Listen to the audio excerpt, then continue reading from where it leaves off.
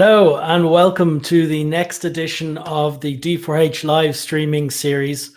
I'm Robin, I'm the founder of D4H, and today I'm delighted to welcome onto our live stream Tom Groff from the Rhode Island Bomb Squad.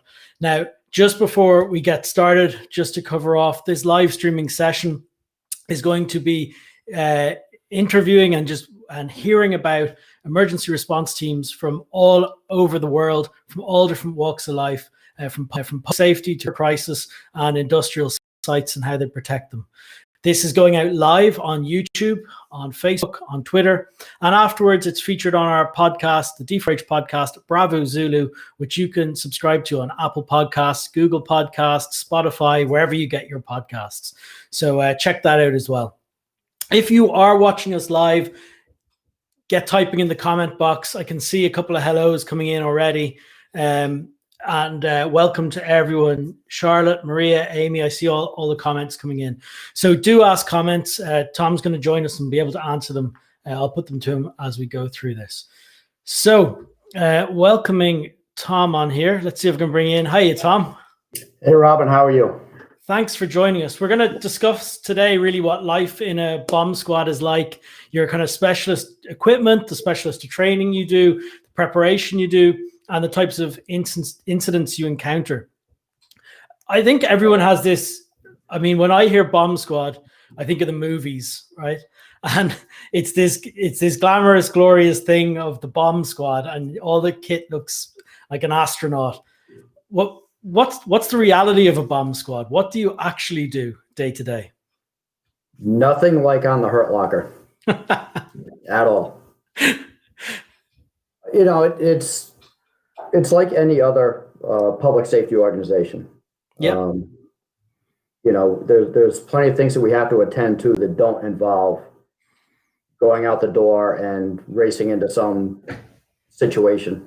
Sure. To save the day. So, you know, our day-to-day work, you know, obviously it focuses on our readiness, right? The maintenance operations and training operations and all that. That's the heavy lift all the time. Mm-hmm. So, you know, we have emergency operations, which kind of encompasses what the normal suspicious packages or IED response, tactical responses to assist other tactical teams. You know, we serve, as the only bomb squad in the state, we serve 120 public safety agencies. Yeah. And, you know, we're the only game in town to handle the types of things that we handle. And what are those things? So it's a suspicious package. It's an forced entry. And what kind of things are they? What are those tasks? Yeah. So, you know, it could be, you know, for instance, a suitcase in front of the Attorney General's office, mm-hmm. Prior to them opening up in the morning, which actually had the suspect on camera placing it there and waving at the camera and, you know, making a few hand gestures. You know, so, you know, we had to resolve that using robotics and portable X-ray systems and the green bomb suit that everybody's familiar with. You know, we have to go and resolve that. You know, with tactical teams, you know, a lot of our services revolve around, again, using robotics, because obviously being remote keeps people safer. Yeah. Explosive breaching operations, if that's required. Mm-hmm. You know, basically taking the door off the hinges, using a small amount of explosives and getting the team in. And tactical bomb technician operations, which is a special certification under the FBI. Our mission there is to get whatever tactical team it is to, through, and off the X, as we say. That could include a hostage rescue operation or something like that. Say that again. Traps and all that stuff. To, through, and off the X. Was that the phrase? Yeah. Yep. Can you explain that? So, you know, let's say, you know, you have a barricaded suspect or somebody holding a hostage. Yeah. Well, you know, if they place booby traps of some type, trying to keep the teams from getting to them, our job in that case would be to take those booby traps out of play, make it so the team can get by them. It wouldn't be rendered safe necessarily, but it's safe enough to get the team past it, get to their objective. And that objective could be a hostage that has an explosive device on them. Which we need to resolve that explosive device, and then get the team back out of that building or out of that area safely. Kind of a Pathfinder mission. Sure. And again, that's one of those things that is low occurrence but high impact. It's rare anything like that would happen, but if it does, we have to be able to deal with it. And fast. And when you get tasked, then you deploy your equipment. So they're called bomb techs. Is that the right phrase? Yes. Yeah. So your bomb techs travel to the scene on a large scale incident like that. What's your reporting structure look like? There's always 2 of you or 3 of you, or how does it work? Yeah. So every bomb squad in the country operates under the FBI's framework. The FBI and the National Bomb Squad Commanders Advisory Board come up with standards. Yep. So, which is certainly helpful that every bomb squad goes to the same school. We operate under the same standards. So you have to have at least 2 bomb technicians on every call, which is the bare minimum. Yep. The most basic, recovery of a piece of military ordnance that was found in somebody's attic when grandfather passed away, things like that. But more complex the incident, the more bomb technicians you need to have there. And there's still going to be a fairly small number compared to a regular public safety response. Whereas, in the fire service or whatever, there could be dozens of personnel. We're never going to have that. Yeah. That's just not the nature of what we do. We're very focused in those areas that we're addressing.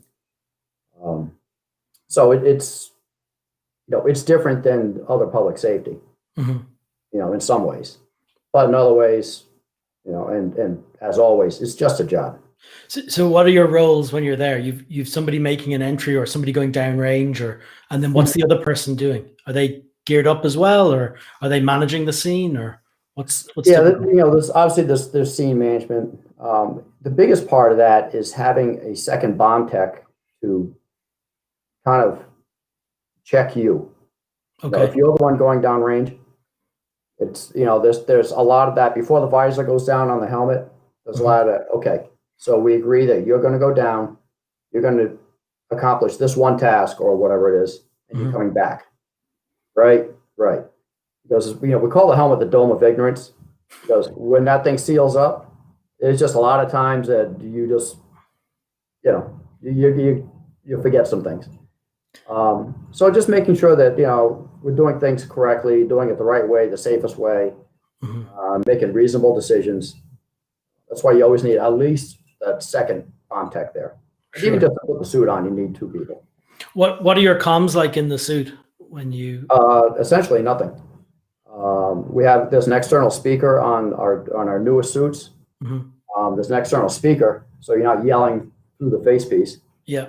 But and we do have some radio communications we can put on the suit. We rarely do it, just because RF energy concerns and things like that when you're down on a device. So how would they communicate downrange to you if they wanted you to return or do something? Sometimes we could use the robot, external speaker on a robot that's also downrange. Okay. It's just kind of a PA speaker that you can hear inside the suit because you do have amplified hearing. Gotcha. And a lot of times it's just hand signals, and also the taskings are pretty deliberate. You're going to go down, you're going to place this disruption tool on that device, and you're coming back. Okay. You're not down there doing multiple tasks, or you're going to go down, take an X-ray, and then you're coming back. It's not like the movie then. You're not just down there. Yeah, just go take care of it. And when it's all set, give us a bell. We'll come on down. So you mentioned there robots and sort of the machinery you have as well. I've seen you've lots of different sizes of equipment. You've a large and small, or multiples. The benefit is obviously a human doesn't have to go downrange. Where does the limit of a robot stop and you need to send a human down? So I would say, 90% of the time, the robot goes downrange and it is going down there as a camera. mobile camera. Yeah. We're basically trying to get intelligence on that item. Mm-hmm. So, we're looking at it in every angle we can, spending time looking at it, inspecting it.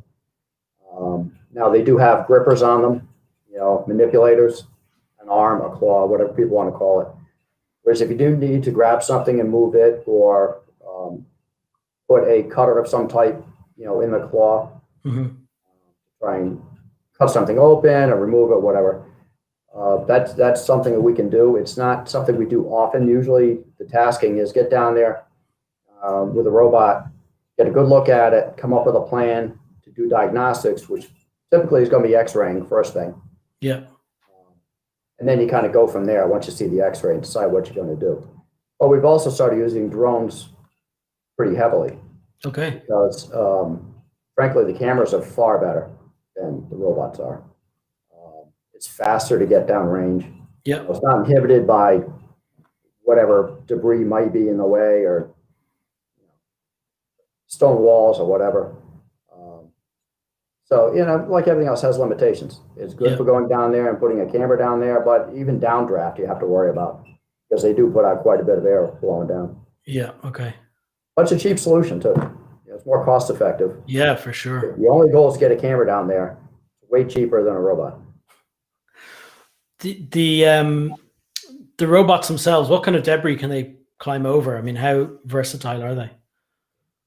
They're surprisingly nimble. They can. We just had a tactical operation the other night, which unfortunately had a fatality. But the robot went in the house, up the stairs to the second floor bedroom. Wow. Took the rifle away from the individual. So that worked well. But to get into the house, it was an older house. For the United States, it was an older house. And it had a exceedingly high step going into the front door. And it's probably a foot or more. And the robot may be able to get up that step, but we weren't quite sure if it would. And if it doesn't, we don't want to tip over. So we actually had a couple of operators go up there with ballistic shields and basically toss it in the front door. And then it could operate inside the house fine. Wow. But on the other side of it, stupid things like clothing can disable a robot. Yeah. It's rolled up in the tracks and that's it. It's parked. But by my memory as well, you've there's some sort of ability to shoot a device from it, like a water. Yeah. Was that right? Yeah. Yeah, we do have. There are render safe tools that we have on there. We can remotely fire from the robot. Yeah. And just different types of projectiles we can use depending on the scenario. I don't want to get into what those specifically are, but so yeah, if there's something where the type of device doesn't necessarily offer a risk of it being a chemical agent, or something that could contain something that we don't want to hurt. It's not a box of kittens. We know whatever this thing is something bad, and we just need to address it right now. There could be a possibility that we don't have to send a person down at all. Yeah. Before we disrupt it using the robot. Fire the tool at it, take the device apart before it can function. And then at that point, somebody will have to put on a bomb suit and go down and make sure it is all taken apart. Yeah, sure. Very good. If either a person or the robot picks the object up, you've also got a method of transporting, right? We do. We have a total containment vessel, which some people might recognize. It looks like a big giant sphere on a truck or a trailer. Ours is on a trailer. The one we have is radiation shielded, and it's also gas tight. So if there's a chemical or radiological device, we can seal it in that and do sampling remotely through it. I think it's worth saying you guys run an excellent Instagram account, and if anybody's interested in visuals of what Tom's describing here, is look at the Instagram account they've got.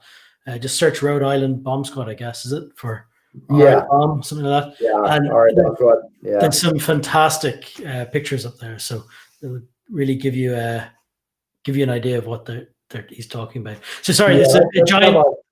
Sorry, go ahead.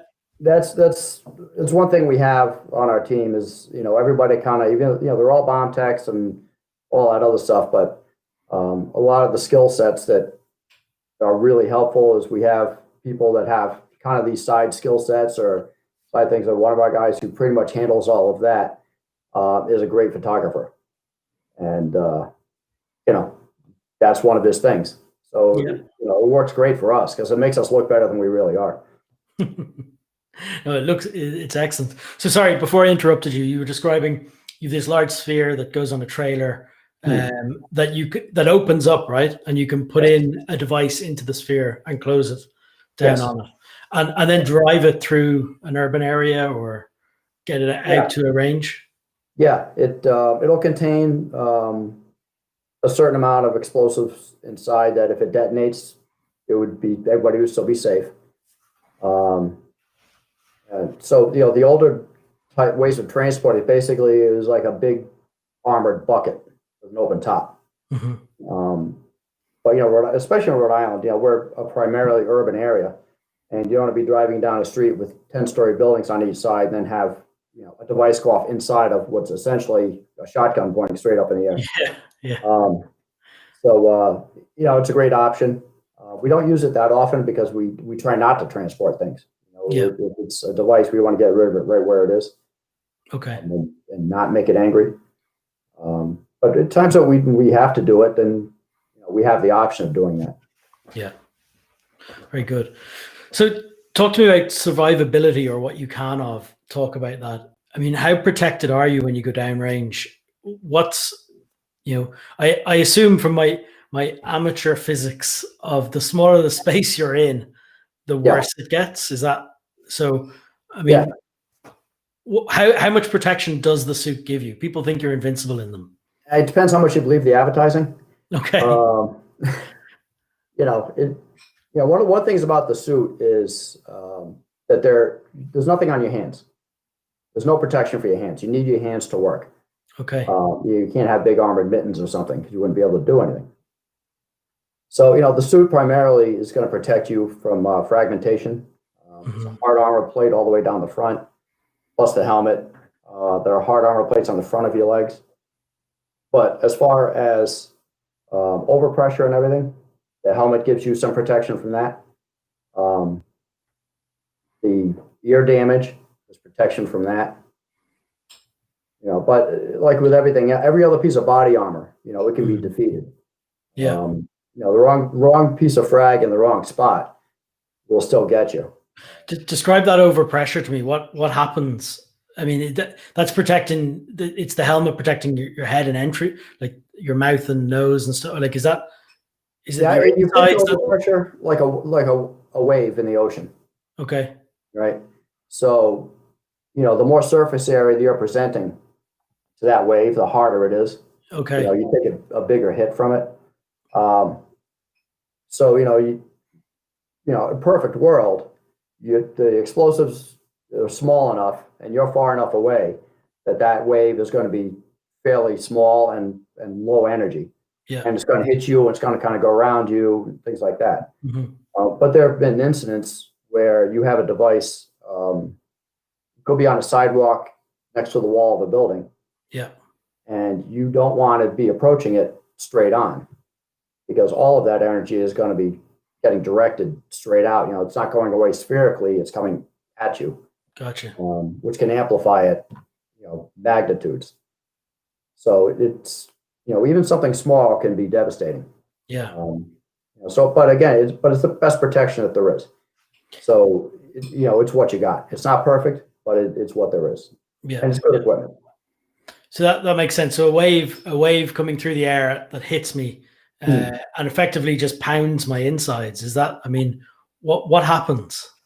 Yeah. Well, assuming your head stays on, organs are very susceptible, to overpressure. Your ears, because there's air on both sides, eardrums get blown out, lungs get damaged, things like that. Yeah. You talk about the more solid organs like livers and things of that nature. Basically, they just get smashed. A lot of bad things can happen, obviously, very quickly. Yeah. So, time, distance, and shielding is what protects you.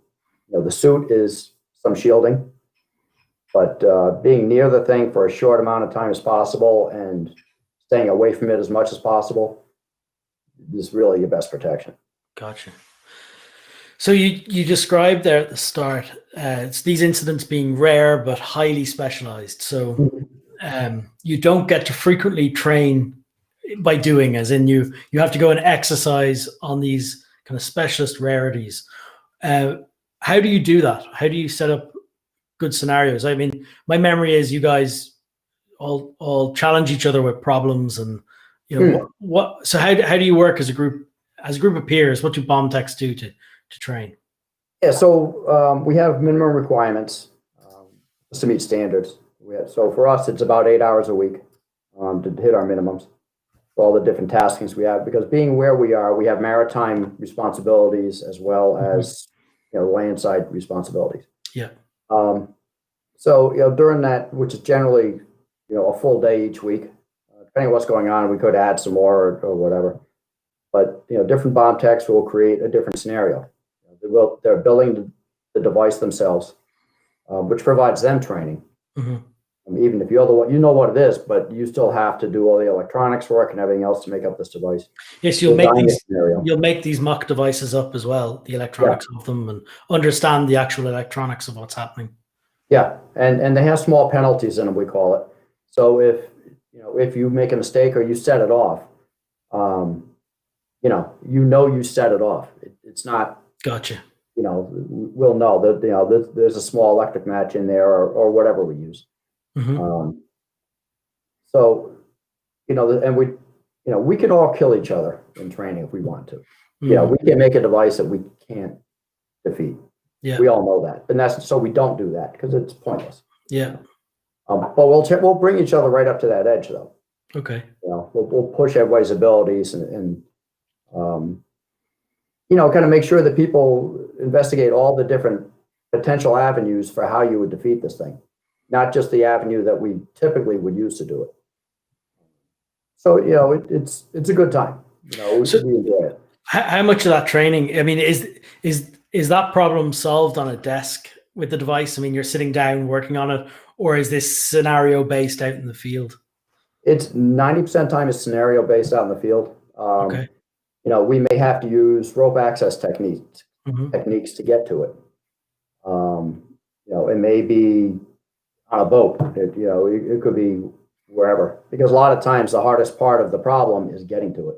Okay. It could be a confined space related problem. So it's just problem solving. That's what all of these are. It's just problem solving. At the end of the day, most devices are nothing but an electric lamp. In some way, shape, or form, some switch turns on and electricity flows to a filament and something glows bright. Maybe for a millisecond, maybe very loud, but essentially that's what's going to come down to at the end. We're just trying to keep that from happening. Very good. So when you're doing big exercises, then it's obviously you're called in as part of a larger exercise. I assume there's a state exercise or there's something happening and you're brought in as a component of that. You must play quite an exciting role in that, because if you're there and part of it, you're right on the front line of it. Yeah. There's certainly times that we're part of a protective detail. Yeah. Like that, like routine operations, we could be standing by at a large event. Yeah. It's a large event. We're there to do our thing, or there's a visit from a dignitary or something. We're part of that package that takes care of that. But when you have something more dynamic, again, we're just there to do our piece of that pie. Yeah. The incident commander has got a whole lot of things he's got to take care of, right? There's a lot of support functions that have to be dealt with. Yeah. We're just there to handle that one. We're trying to take that explosives component out of that big problem. Maybe that's the only problem, but if it was, let's say, a chemical device that's triggered by explosives, well, our mission is to get the explosive part of that out of there. But then you still have a big hazmat issue that has to be dealt with. So, we may be the focus of the operation for some part of it, but there's a lot more going on. Yeah, it's fascinating. Yeah. I put a question to you before this. We talked, which was what's going to revolutionize bomb disposal, and the robots. You talked about drones, but in 25 years away, where are we going? Are humans ever going to go in? What's going to accomplish that? So there's a pretty robust program going on right now. NASA's a partner in it. Mm-hmm. And it's a humanoid robot. Because one of the things, all our robots right now generally are wheeled or tracked.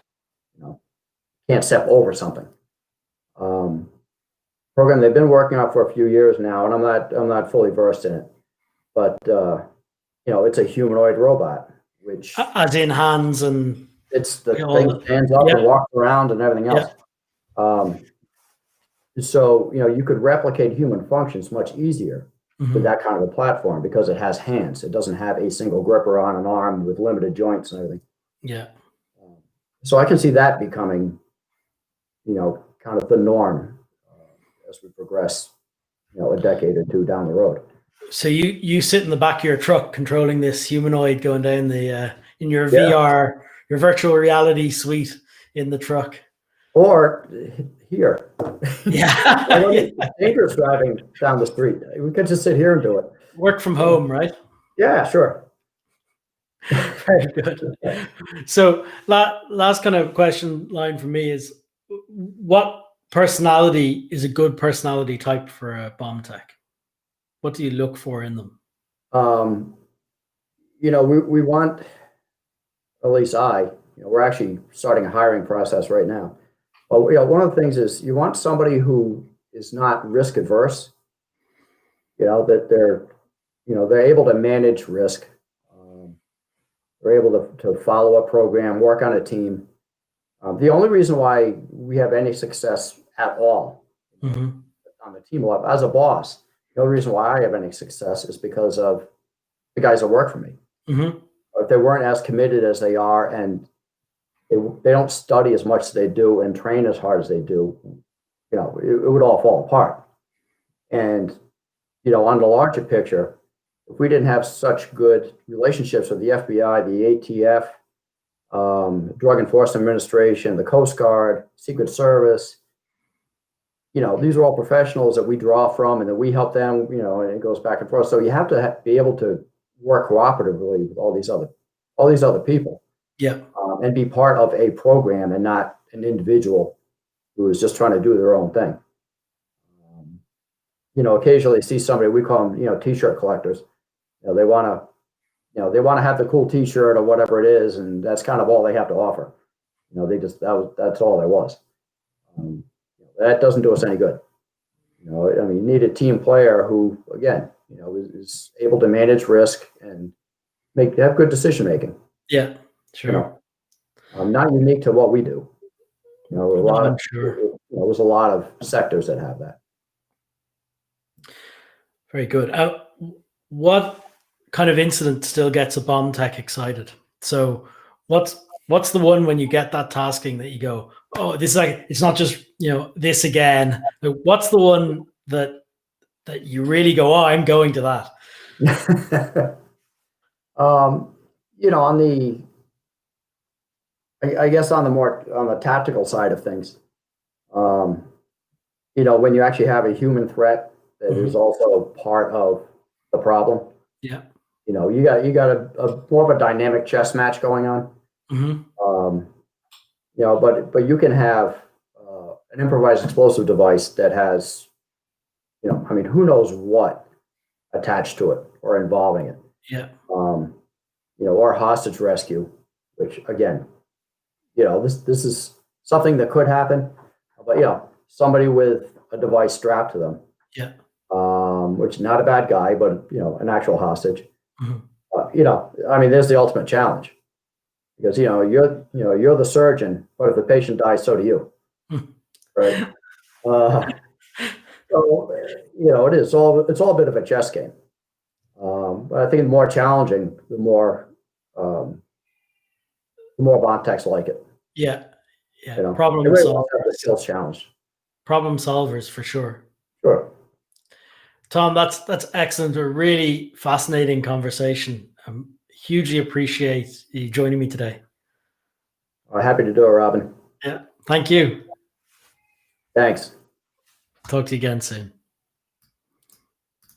So that was excellent. Thank you so much to Tom for doing that.